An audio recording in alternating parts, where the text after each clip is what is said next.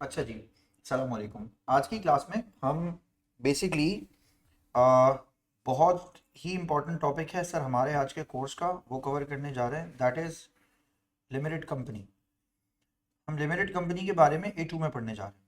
ठीक है, एज से रिलेटेड जाहिर सी बात है कुछ बातें करनी पड़ेंगी जिस पे आपको कुछ रिविजन रिक्वायर्ड होगा। फिलहाल हम जरा थोड़ा ना introduction to like limited company according to A level content जो है ना वो जरा थोड़ा सा देखते हैं।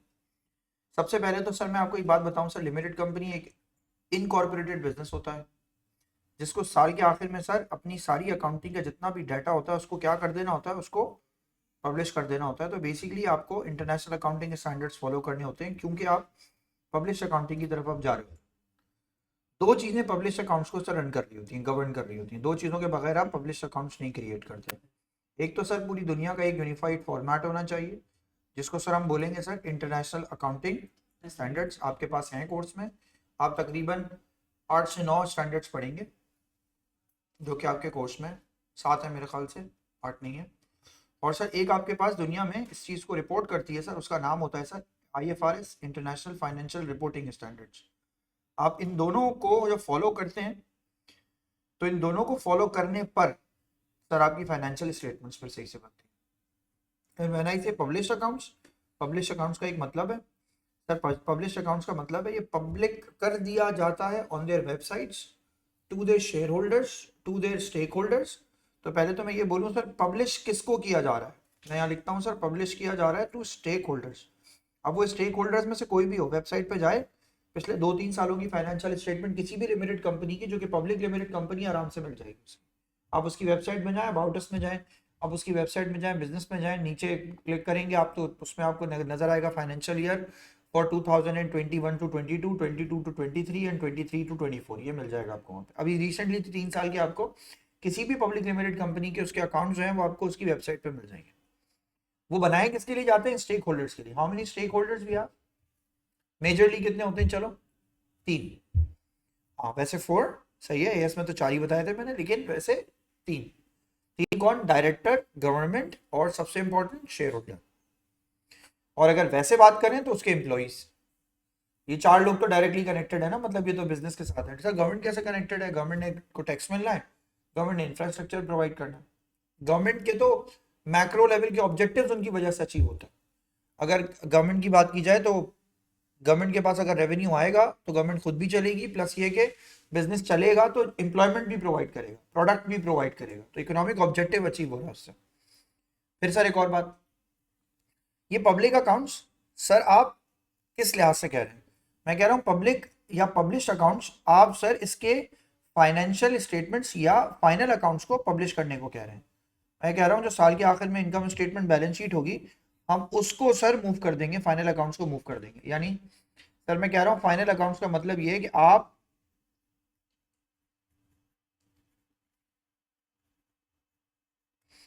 बात कर रहे हैं फाइनेंशियल स्टेटमेंट्स की, तो उसका मतलब है अकाउंटिंग ये कहती है या कंपनी लॉ ये कहता है कि किसी भी कंपनी का अकाउंट आखिर में फाइनेंशियल स्टेटमेंट जो है उसकी उसकी पब्लिक कर दी जाएगी, पब्लिश कर दी जाएगी। तो आज सर हमें ये देखना चाहिए, आज जब हम ये टॉपिक पढ़ रहे हैं तो हमें ये ज़रूर देखना चाहिए कि सर फाइनेंशियल स्टेटमेंट्स के बेसिकली कौन कौन से ऐसे कंपोनेंट्स हैं जिन्हें हम पब्लिक कर देंगे। सर मैंने आगे यहाँ एक हेडिंग डाली कि सर जिन जिन को पब्लिक करने की बात की जा रही है उनके बारे में मैं लिख रहा हूँ। तो ये क्या हो गए? ये कंपोनेंट्स ऑफ फाइनेंशियल स्टेटमेंट हो गए जिनको पब्लिक कर दिया जाएगा। इंपॉर्टेंट, बार बार अनाउंसमेंट कर रहा हूं मैं कि ये वो हैं जो पब्लिक कर दिए जाएंगे। सर आ जाते हैं इनमें। सबसे पहले फाइनेंशियल स्टेटमेंट में सबसे पहले जिस चीज को आप पब्लिक करेंगे उसका वैसे तो नाम आपने अपनी जिंदगी में या अपने क्वेश्चंस में आपने सुना है, मुझसे भी आपने ये सुना हुआ है। उसका नाम क्या है सर आपके पास? उसका नाम है सर आपके पास इनकम स्टेटमेंट। सही है, मगर आप उसे किस नाम से बुलाते हैं? आप उसे बुलाते हैं स्टेटमेंट ऑफ, किससे? स्टेटमेंट ऑफ कॉम्प्रिहेंसिव इनकम से।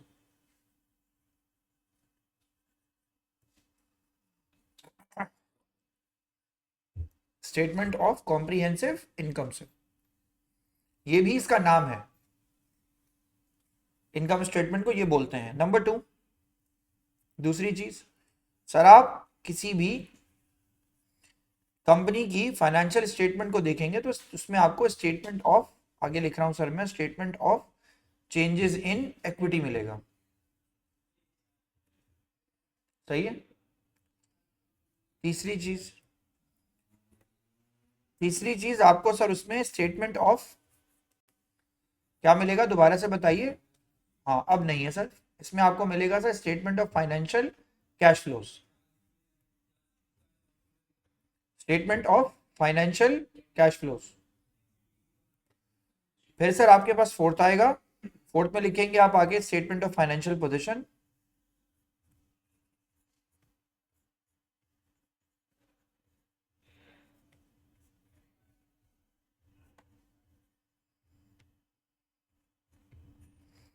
Fifth, notes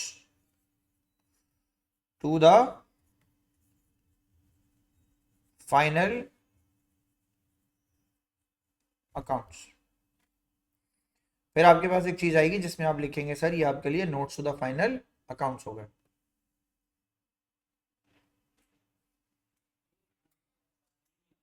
done. फिर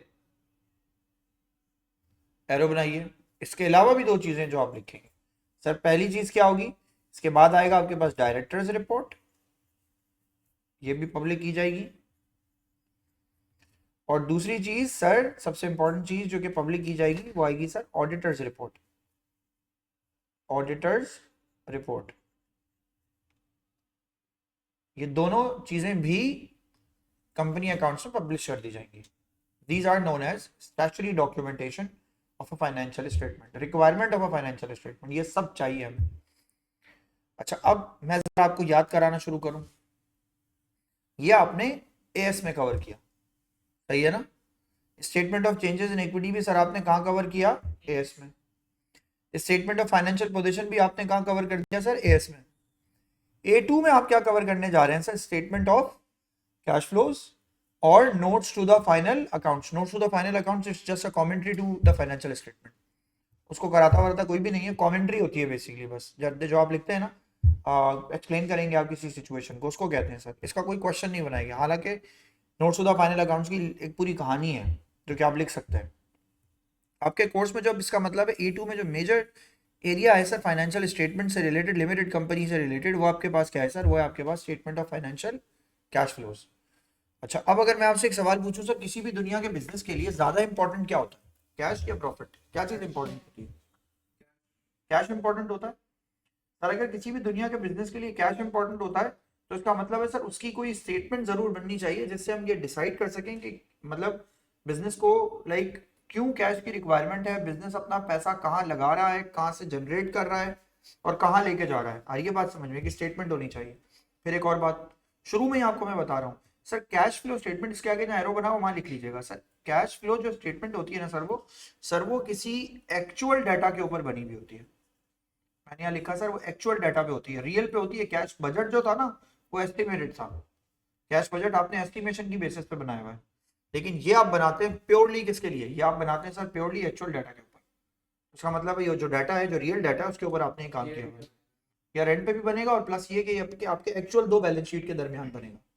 तो ये एक इंपॉर्टेंट बात है, आगे जाके देखेंगे सर इसको। अब सुनिए सर, तो इसका मतलब है सर हमें ये काम करना है। अब जैसे हमने ये पढ़ा तो मैंने जैसे कॉलेजेस की क्लास में क्या किया कि किस में से, हाँ वो मैं तुम्हें भी समझा रहा हूँ सर। मैंने ये कहा कि अगर मैं आपसे ये बात कह रहा हूँ ना, तो पहले मैंने क्या किया था, पहले मैंने सारे जितने भी कॉलेजेस थे ना उनको मैंने क्या किया, उनको पहले मैंने आईएएस सेंड कर दिए थे सारे। मैं हर साल यही प्रैक्टिस करता हूँ, पहले आईएएस सेंड कर देता हूँ, बच्चे कॉपी कर लेते हैं उसको। आपको मैंने नहीं भेजा, हमारे पास अभी टाइम है क्योंकि हम आज यहाँ पे मौजूद हैं, दो टॉपिक बचे हुए हैं साइड साइमल्टेनियसली हम काम भी कवर कर रहे हैं, तो हम बेहतर है कि खुद ही क्लास में ही कुछ चीज़ें देखें, क्लास में ही कुछ आईएएस देखें। आप सुने, अभी मैंने आपसे क्या बोला कि आपको फाइनेंशियल स्टेटमेंट जब भी बनानी होगी, जब भी आप फाइनेंशियल स्टेटमेंट बनाएंगे कंपनी की, तो आपके ऊपर कोई ना कोई स्टैंडर्ड्स होंगे, है ना। इनकम स्टेटमेंट बनाएंगे तो स्टैंडर्ड किसका होगा, IS1। IS1 इनकम स्टेटमेंट को डील करता है और सारे फॉर्मेट्स को डील करता है। जितने भी आपके फॉर्मेट्स है ना, statement of changes in equity के, मैन्युफैक्चरिंग अकाउंट के, सबके फॉर्मेट को भी डील कौन करता है, IS1। लेकिन ये जो कैश फ्लो है इसके लिए एक मसला है सर, यहाँ देखिएगा सर, एक स्टैंडर्ड है, लिखिएगा पूरा नाम, पूरा लिखिएगा भी, इंटरनेशनल अकाउंटिंग स्टैंडर्ड, और उसका नंबर है, दुनिया में जितने भी स्टैंडर्ड्स होते हैं उनमें से एक नंबर मैं आपको यहाँ लिख रहा हूँ, इंटरनेशनल अकाउंटिंग स्टैंडर्ड और इंटरनेशनल अकाउंटिंग स्टैंडर्ड 7 की बात हो रही है सर, IAS 7 इनकी बात कर रहा हूं सर मैं। IAS 7 सिर्फ बात करता है कैश फ्लोज की। तो इसका मतलब है कैश फ्लो स्टेटमेंट के बारे में भी जिसने हमें सारी बात बताई हुई है, वो सारी की सारी बात हमने कहां से ली हुई है सर? वो सारी की सारी बात हमने, फिर से बोलो कहां से ली हुई है? IAS 7 से। आ रही है मेरी बात समझ में? Right wrong? IAS 7 की बात हो रही है सारी। क्लियर है? अब सुने, IAS 7 ये कहता है कि जब भी आपको कैश फ्लो स्टेटमेंट बनानी हो, अच्छा अब ये जब ये कहता है ना, तो अलीना मैंने क्या बोला हमजा? अब ये कहता है भाई सर नुमान की अब कोई बात जीरो है। अब आपको कोई ना दुनिया का सबसे बड़ा टीचर भी आगे पढ़ा दे और ये कहता है कि वो कहता है, ये तो वो कुछ नहीं कह रहा। अब क्योंकि स्टैंडर्ड खुद कह रहा है, जो बात स्टैंडर्ड खुद कह रहा है ना, उसमें हम कुछ नहीं कह सकते। मेरी बात समझ रहे हैं? हम बस स्टैंडर्ड को याद कर सकते हैं, उसको उसकी इम्प्लीकेशन सीख सकते हैं, उसको कहाँ इस्तेमाल करना है नहीं इस्तेमाल करना है ये सीख सकते हैं। अब तो खुद ही सब कुछ जस्टिफाइड है। सुने, IAS 7 कहता है कि बिजनेस में, दुनिया में जितने भी बिजनेस हैं, उनमें 3 तरह की एक्टिविटीज होती हैं अकॉर्डिंग टू कैश। मैं ये बात यहाँ पे मेंशन कर रहा हूँ सर, अब देखिएगा जरा, मैं जहाँ मेंशन कर रहा हूँ आप भी वहाँ मेंशन कीजिएगा। सर मैं ये कह रहा हूँ कि अकॉर्डिंग टू कैश बिजनेस के अंदर एक्टिविटीज होती हैं अकॉर्डिंग टू कैश। तो मैंने ये कहा सर कुछ एक्टिविटीज होती हैं बिजनेस के अंदर जिनकी यहाँ पे ना हमसे, जिनकी यहाँ पे हमसे जो है वो बात की जा रही है। अच्छा अब सुने, मैं नहीं कह रहा फिर वही बात कि कैश कैश बुक से कैसे अलग है। ये कैश बुक से इसलिए अलग है क्योंकि इसका स्टैंडर्ड है पूरा अलग से। वो स्टैंडर्ड ये कहता है आपको अगर बिजनेस के कैश के इनफ्लोज आउटफ्लोज को डिवाइड करना है तो 3 हिस्सों में कीजिए। किस किस में? सबसे पहले कीजिए sir cash flow from operating activity, यानी बिजनेस के अंदर एक क्या होता है, एक बिजनेस के अंदर ऑपरेटिंग एक्टिविटी होती है या ऑपरेशंस होते हैं।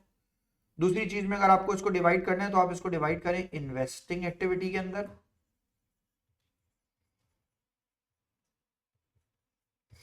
तीसरी चीज में आपको इसको डिवाइड करना है तो सर आप इसको डिवाइड करेंगे सर फाइनेंसिंग एक्टिविटी के अंदर।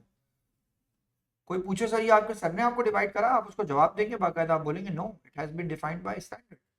ये कि स्टैंडर्ड ने डिफाइन किया। वैसे भी मैं कोशिश करता हूँ मैं खुद से कुछ ना बोलूँ, हमेशा कोशिश कर रहा हूँ जो स्टैंडर्ड की चीज़ है वही आपको बताऊँ। तो ये स्टैंडर्ड है, ये इसने आपको डिफाइन करवाया, सही है। अब करना क्या सुने, what I am doing is, जैसे लीना के पास नीचे जो है ना रजिस्टर में इतना सा स्पेस मौजूद है, तो जितना भी स्पेस आपके पास नीचे 3-4 लाइनों का मौजूद है उसको छोड़ दें। जैसे हमजा के पास तो बहुत सारा मौजूद है, इसके पास बहुत सारा मौजूद है, तो नेक्स्ट आपके पास अगर 5-6 लाइनें भी हो ना तो छोड़ के नेक्स्ट पेज पे आ जाइए, नेक्स्ट पेज पे आ जाइए और ये लाइनें छोड़ दीजिए। मैं आपको यहाँ पे सिखाऊंगा यहाँ क्या लिखना है, थोड़ा सा स्पेस छोड़ दीजिए। आज हम कैश फ्लो स्टेटमेंट बनाएंगे नहीं, मगर कैश फ्लो स्टेटमेंट को अच्छी तरह से डिस्कस कर लेंगे। 3 लाइनें 4 लाइनें छोड़ के नेक्स्ट पेज पे आ जाइए, और अगर आपके पास हाफ पेज भी हो तब भी वहां चले जाइए नेक्स्ट पेज में। तुम्हारे पास कितना स्पेस है? हाँ सही है, तुम 5 लाइनें छोड़ के नीचे लिखना शुरू कर दो। जिसके पास 5 लाइनें छोड़ने के बाद भी हाफ स्पेस बनता है तो वो स्पेस यूज करें। सुनिए सर अब यहाँ देखें, अरीब साथ साथ है ना, काम कर रहे हैं? डन। अब सुनिए सर, काम की बात सुने सर, किसी भी बिजनेस की फाइनेंशियल स्टेटमेंट गौर से देखें। मैं करने क्या जा रहा हूँ, मैं आपको वो बात बता रहा हूँ जो यूजुअली एक अच्छे स्टूडेंट को समझ में आनी चाहिए। सर आपकी फाइनेंशियल स्टेटमेंट याद कीजिए, आपने जो 2 फाइनेंशियल स्टेटमेंट में कंपोनेंट अभी तक बनाए आज तक, statement of changes in equity को भी इंक्लूड करते हैं थोड़ी देर में। तो सर आप जवाब दीजिए सर, किसी भी दुनिया की फाइनेंशियल स्टेटमेंट के अंदर 2 हिस्सा सबसे ज्यादा इंपॉर्टेंट बच्चे को मतलब याद करवाए जा रहे होते हैं। वो होता क्या है सर? वो होता है आपके लिए sir statement of financial position और इनकम स्टेटमेंट। 2 चीजें पढ़ाई जा रही होती हैं। सुनो 1 मिनट, पेन ड्रॉप करके सुनो सब, और ऑनलाइन वाले भी पेन ड्रॉप करके सुनना, मैं बोलूं तो कॉपी करना। सर मैं थोड़ा सा फॉर्मेट भी आपको याद कराऊंगा आज की क्लास में। सर मैंने सबसे पहले क्या लिखा, सबसे पहले क्या लिखते हैं? रेवेन्यू। रेवेन्यू के बाद सर आप इसके अंदर क्या लिखते हैं सर? कॉग्स। याद है ना, कॉग्स डायरेक्ट पूरा, वो पूरी वर्किंग एक साइड में करते हैं आप उसकी। सर उसके बाद क्या आपके पास आता है? उसके बाद आता है आपके पास ग्रॉस प्रॉफिट। अदर इनकम बिल्कुल होगा इसमें। मैं अदर इनकम को अभी यहाँ नहीं ला रहा, मैं ला रहा हूँ सर किसको? ऑपरेटिंग एक्सपेंस को या एक्सपेंस को। इसको सर क्या ऑपरेटिंग एक्सपेंस लिखते हैं, 2 हिस्सों में डिवाइड करते हैं। पहले क्या लिखेंगे? एडमिन, फिर क्या लिखेंगे? Selling and distribution. ठीक हो गया सर। इन दोनों को आप प्लस करेंगे, प्लस करके आप सर यहाँ रखेंगे, उसमें से माइनस करेंगे तो आपके पास अब क्या आएगा? ऑपरेटिंग क्या? प्रॉफिट। सर ऑपरेटिंग प्रॉफिट मैंने यहाँ लिख दिया। सर उसके बाद मैं इसमें क्या लिखूंगा? जवाब दीजिए। वेरी गुड सर, मैं फाइनेंस कॉस्ट या आसान से लफ्ज में बोलूं इंटरेस्ट एक्सपेंस को सर मैं यहाँ लिखूंगा। इंटरेस्ट एक्सपेंस को मैं माइनस करूंगा, जो वैल्यू आएगी उसको मैं क्या बोलूंगा? Profit before tax. ठीक हो गया, तो यहाँ लिख देता हूँ, नाम नहीं लिखता इसका। सर ये भी कह सकता हूँ ऑपरेटिंग प्रॉफिट आफ्टर इंटरेस्ट, ये भी कह सकता हूँ, प्रॉफिट बिफोर टैक्स भी लिख सकता हूँ। फिर सर मैं इसमें से क्या माइनस करूंगा, फिर मैं सर इसमें से टैक्सेस माइनस करूंगा। जैसे ही टैक्सेस माइनस करूंगा तो सर जो मेरा आंसर आएगा उसका नाम मैं क्या लिखूंगा, प्रॉफिट फॉर द ईयर। तो सर मैं यहाँ मेंशन करूंगा profit for the year. Sir ये आंसर आ गया, राइट रॉन्ग, राइट ना। अब सुने सर, इनकम स्टेटमेंट को देख के बताइए, पूरी इनकम स्टेटमेंट समझ लीजिए, क्या बिजनेस ने जो खुद ऑपरेशंस किए उनका रिजल्ट यहां पर होगा। बिजनेस खुद कुछ कमाता है, जो बिजनेस कमाता है, जो ऑपरेट करता है वो। सर जवाब दीजिए, इनकम स्टेटमेंट से हम कौन सी एक्टिविटीज को आइडेंटिफाई कर सकते होंगे। सर हम अपनी ऑपरेटिंग एक्टिविटीज को ना यहाँ से देख सकते हैं, बिजनेस ने क्या कमाया, क्या ट्रेड की, क्या रेवेन्यू था। सर इसमें अदर इनकम आ जाए तो उसको हम सेपरेट करेंगे बाद में, एक्स्ट्रा वो बाद में जाके बात की जाएगी। मगर इनकम स्टेटमेंट से हम क्या निकाल सकते हैं, ऑपरेटिंग क्या एक्टिविटी। अच्छा ये हमें कौन कौन बोल भी रहा है, ये हमें बोल रहा है सर इंटरनेशनल अकाउंटिंग स्टैंडर्ड कि like from income statement you can find the activities which are related mostly in to your like operations. आ गई बात समझ में। Sir statement of financial position की बात बताओ, उसमें क्या क्या होता है। सर उसमें सबसे पहले आपके पास क्या होते हैं, एसेट्स। एसेट्स को मैं ऐसे ही हेडिंग डाल के छोड़ रहा हूँ। सर उसके बाद बताएं, सर अंदर आ जाते हैं इसके सर। सबसे पहले क्या आता है सर, नॉन करंट एसेट। जवाब दीजिए, नॉन करंट एसेट के बाद क्या आता है सर, करंट एसेट। दोनों को आप ऐड करते हैं तो फिर आपके सामने बनता है सर ये। फिर आप सर करंट एसेट्स के बाद आप उसके अंदर क्या चीज इंसर्ट करते हैं, सर आप इंसर्ट करते हैं उसमें इक्विटी। सर इक्विटी को मैंने यहाँ लिख दिया, equity is statement of changes in equity, वहां से आ रही है। फिर उसके बाद आप क्या करते हैं, इक्विटी के बाद लाइबिलिटी। सर जवाब दीजिए, लाइबिलिटी के जो आपके पास जितने भी फंक्शंस होते हैं उसमें से सबसे पहले क्या आता है आपके पास, नॉन करंट लाइबिलिटी। फिर क्या आता है आपके पास, करंट लाइबिलिटी। मैंने यहाँ भी क्रॉस लगा दिया, ऐसे ही ना, बोले। Statement of changes in equity में जो कुछ हो रहा होता है वो इस इक्विटी में रिफ्लेक्ट करता है आखिर में, तो वो ऑलरेडी इसमें इंक्लूडेड है। अच्छा आप मेरी बात सुने सर, क्या आपको मेरी ये बात याद है, मैंने आपसे ए लेवल्स में कहा था, हमजा में ए लेवल्स में ये कह रहा था, रीफ करंट एसेट्स और करंट लाइबिलिटी दो चीजें गिवन है, गिवन है।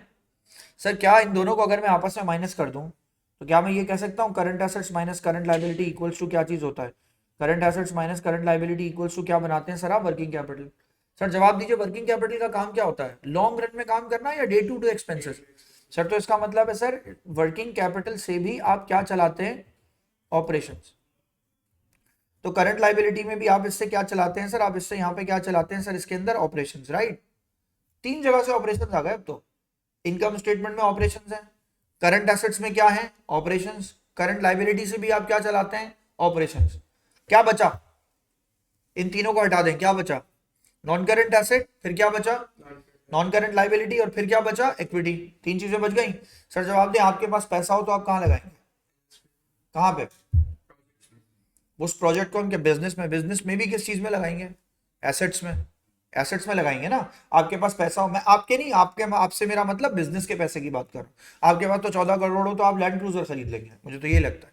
खवातीन के पास हो तो हो सकता है मेरे ख्याल से वो 1.5-2 लाख का तो मेकअप खरीद ले, शायद ऐसा हो सकता है, मैं मजाक कर रहा हूँ आपसे, लेकिन ये हो सकता है। नहीं होगा ना ऐसा, शूज खरीद लेंगे, कपड़े खरीद लेंगे, पर्सनल पैसे है ना, कुछ भी करेंगे। लेकिन मैं आपसे बात करूं, आपके बिजनेस के 14 करोड़ रुपए आपके पास हो, 15 करोड़ आपके पास हो, अब तो नहीं लगाएंगे ना सारे पैसे गाड़ी में, अब तो मेकअप नहीं खरीदेंगे ना, अब तो कपड़े नहीं खरीदेंगे, अब तो जूते नहीं खरीदेंगे, बल्कि आईफोन भी नहीं खरीदेंगे भाई। अगर आपके पास 2-2.5-3 करोड़ रुपए होंगे ना, आप बोलेंगे यार आईफोन रोकते हैं, पहले सोचते हैं बिजनेस को इसकी किसकी कितनी की जरूरत है। अब जवाब दें सर, मैं यहाँ हाईलाइट करूँ सर एक चीज, सर आपको जब भी पैसा आपके पास आएगा, एक्स्ट्रा आएगा, लगाने के लिए कहीं आएगा, तो आप जरूर इन्वेस्टमेंट करेंगे उसकी। और इन्वेस्टिंग एक्टिविटी सर पता है कहां पे होती है, इन्वेस्टिंग एक्टिविटी होती है नॉन करंट एसेट। मैंने मजीद एसेट बाय कर लिया, इसका मतलब है पैसे चले गए।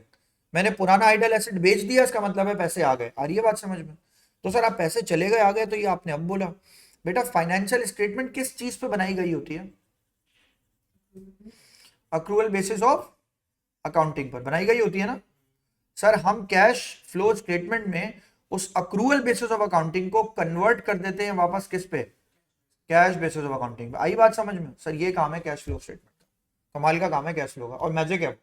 सर पहले तो मुझे एक बात बताइए दोबारा से, ऑपरेशंस को मैं कितने हिस्सों में ढूंढूंगा, ऑपरेशंस कितने एरियाज में होगा, 3, इनकम स्टेटमेंट, फिर करंट एसेट्स, और फिर करंट लाइबिलिटी। इन्वेस्टमेंट कहां ढूंढूंगा, करंट नॉन करंट एसेट्स में। अब जवाब दें सर, उसके बाद अब क्या बचा आपके पास, बोले बोले अब क्या बचा आपके पास, दो चीजें बच गई। एक क्या बच गया, एक बच गया आपके पास सर इक्विटी, मैंने यहाँ लिखा सर एक चीज बच गई आपके पास इक्विटी, और एक क्या बच गई आपके पास, नॉन करंट लाइबिलिटी। अब now think about it, have you heard about sources of finance, external source of finance and internal source of finance. Business को पैसा कौन प्रोवाइड करता है? या तो खुद बिजनेस ही प्रोवाइड कर दे, तो रिटेन अर्निंग में है वो। रिटेन अर्निंग किसका पार्ट है? इक्विटी का। बाहर से किसी से पैसा ले लें तो दो तरीके हैं, शेयर इशू कर दें या डिबेंचर इशू कर दें, लोन ले लें। तो इसका मतलब है इक्विटी आपके लिए कौन सी फाइनेंसिंग होगी? इक्विटी आपके लिए फाइनेंसिंग एक्टिविटी होगी, है ना? एक्टिविटी होगी मगर फाइनेंसिंग, पैसा आता है यहां से या पैसा जाता है, इनको डिविडेंड दे देते हैं आप। फाइनेंस में पैसा आया या फाइनेंस से पैसा गया। नॉन करंट लाइबिलिटी भी क्या है आपके लिए? नॉन करंट लाइबिलिटी से भी आप sir source of finance generate करते हैं। और ये बात समझ में, जरा गौर से देखिए, पूरी बैलेंस शीट फाइनेंशियल स्टेटमेंट पूरी कंप्लीट हुई। फिर से बोलिए sir. From where the operations like they can be identified? income statement, current assets and current liability. And where the investing activity is located? Non-current assets. Where the financing activity is located? Equity and non-current liability. तो ये पूरा section balance sheet. Sir तो आप ये कहना चाह रहे हैं हमें क्वेश्चन क्या बैलेंस शीट और इनकम स्टेटमेंट मिलेगी? यस, मैं ये कहना चाह रहा हूँ। क्वेश्चन में आपको बैलेंस शीट और इनकम स्टेटमेंट मिलेगी और 2 सालों की बैलेंस शीट मिलेगी। 2 सालों की बैलेंस शीट को आप कंपेयर करेंगे, वो क्यों करेंगे वो बाद में देखते हैं। 1 साल की आपको इनकम स्टेटमेंट मिलेगी, तो एक इनकम स्टेटमेंट 2 बैलेंस शीट्स होंगी, या एक इनकम स्टेटमेंट और बैलेंस शीट में इंक्रीज या डिक्रीज मिल जाएगा। उनको देख के आपने काम करना है। सर हम करने क्या जा रहे हैं? हम अपना इनकम स्टेटमेंट और बैलेंस शीट को कन्वर्ट करने जा रहे हैं कैश फ्लो पे। और ये बात समझ में, तो कैश बुक वाला मसला खत्म भाई, बच्चों वाला केस था वो। हम सब कैश बुक बच्चे बनाते हैं। और ये बात समझ में, हम क्या बनाएंगे? हम बनाएंगे कैश फ्लो स्टेटमेंट। और ये बात समझ में। अब जरा यहाँ जाते हैं, 5 लाइनें छोड़वाई मैंने आपसे। IS7 ये कहता है, सुनिए, आप पीछे जाना फिर आगे आके कॉपी कर लेना। IS7 ये कहता है, जो मैं बोल रहा हूं आपसे, क्या कहता है हमसा? ऑपरेटिंग एक्टिविटी को फाइंड करना है तो कहां जाके ढूंढोगे? नंबर 1, सबसे पहले सर उसे कहां से निकालोगे? सबसे पहले उसे निकालोगे इनकम स्टेटमेंट से। और इनकम स्टेटमेंट में जो आपके काम की चीज है ना, वो क्या है? वो है सर आपके पास ऑपरेटिंग प्रॉफिट। आप ऑपरेटिंग प्रॉफिट से स्टार्ट लेंगे 1। दूसरा लीना, अगर आपको ऑपरेटिंग एक्टिविटी ढूंढनी हो तो आप कहां जाके देखेंगे? करंट एसेट्स में। करंट एसेट्स में आप किस चीज को छोड़ देंगे? या करंट लाइबिलिटी में जाके देखेंगे? सर मैंने यहां लिखा कि आप इनमें किसी को ढूंढेंगे और आप यहां लिखेंगे कैश एंड कैश इक्विवेलेंट के अलावा। कैश एंड कैश इक्विवेलेंट समझते हैं ना? कैश एंड बैंक के अलावा, इनके अलावा आप करंट एसेट्स करंट लाइबिलिटी में काम करेंगे। फिर हमजा इन्वेस्टिंग एक्टिविटी की बात करें, इन्वेस्टिंग एक्टिविटी के अंदर सर आएंगे सबसे पहले किस पे जाएंगे? Non current asset. सर आप नॉन करंट एसेट के सेक्शन को टच करेंगे, एक सेक्शन बस। फाइनेंसिंग में आप किन किन को टच करेंगे? 2 नाम बताइए सर। सबसे पहले पहले किसको टच करेंगे सर? इक्विटी को। और फिर उसके बाद आप किसको टच करेंगे सर? नॉन करंट लाइबिलिटी को। सर यहां तक आपने काम कर लेना है सर, कॉपी कर लीजिए। बनवा तो कैश फ्लो स्टेटमेंट का फॉर्मेट बनवा देना चाहिए। बनवा देता हूँ, टाइम बहुत है अभी।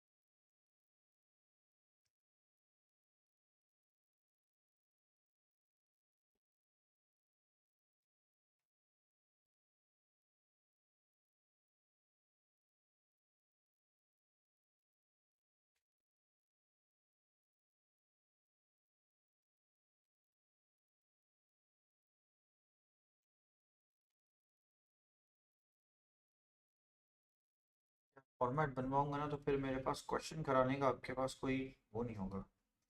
जिस दिन फॉर्मेट बनवाऊंगा ना उसी दिन क्वेश्चन कराऊंगा, वरना आप फॉर्मेट अभी बनाएंगे ना क्वेश्चन बाद में करेंगे तो आप कुछ भूल जाएंगे। जिस दिन फॉर्मेट बनाएंगे उसी दिन क्वेश्चन स्टार्ट करेंगे, ठीक है। अगर आपने कॉपी कर लिया तो फिर दैट्स इट, बस फिर यहाँ तक छोड़ दीजिए। कॉपी नहीं किया, करें कॉपी करें, बस हम नेक्स्ट क्लास से फिर इसको स्टार्ट करेंगे, वरना अभी कोई इसका कोई काम नहीं है। नेक्स्ट क्लास से पढ़ते हैं इसको।